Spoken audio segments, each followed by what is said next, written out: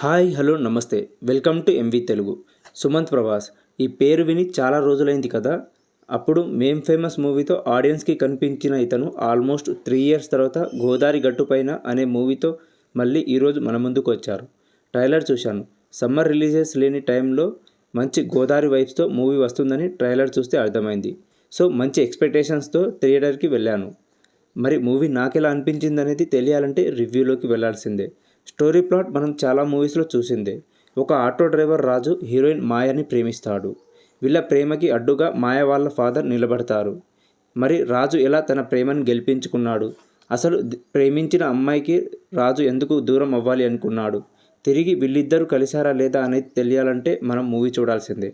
Story plot చాలా మూవీస్లో చూసిందే, కానీ ఈ మూవీలో డైరెక్టర్ ఎస్టాబ్లిష్ చేసుకున్న స్టోరీ ప్లాట్, రియల్ లొకేషన్స్ ఆడియన్స్కి థియేటర్స్లో మంచి ఫీల్ ఇస్తుంది.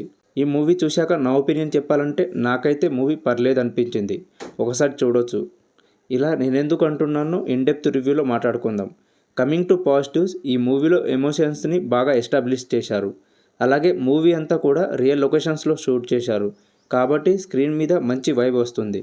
అలాగే సుమంత్ ప్రభాస్ యాక్టింగ్ కూడా చాలా బాగుంది. కామెడీ సీన్స్లో అయినా కూడా, ఎమోషనల్ సీన్స్లో అయినా కూడా బాగా యాక్ట్ చేశారు. హీరోయిన్ కూడా ది బెస్ట్ అవుట్పుట్ ఇచ్చింది. కామెడీ చాలా వరకు బాగా వర్కౌట్ అయ్యింది. ఇక మూవీ నెగిటివ్స్ విషయానికి వస్తే స్టోరీ లైన్ చాలా పాతదే. సో అందువల్ల నెక్స్ట్ ఏం జరుగుతుందో మనం ముందే ఊహించగలం. కొన్ని చోట్ల వీక్ రైటింగ్ మనకు కనిపిస్తుంది. అలాగే హీరో అండ్ జగపతి బాబు మధ్యలో వచ్చే సీన్స్ని ఇంకా బాగా రాసుకొని ఉండుంటే బాగుండేది అనిపించింది. ఓవరాల్ మూవీ అయితే నాకు పర్లేదు అనిపించింది.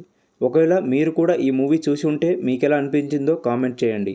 వీడియో నచ్చితే లైక్ చేయండి. ఇలాంటి మరిన్ని కంటెంట్ కోసం మన ఛానల్ని సబ్స్క్రైబ్ చేసుకోవడం మాత్రం మర్చిపోకండి. Thank you for watching. Bye bye now.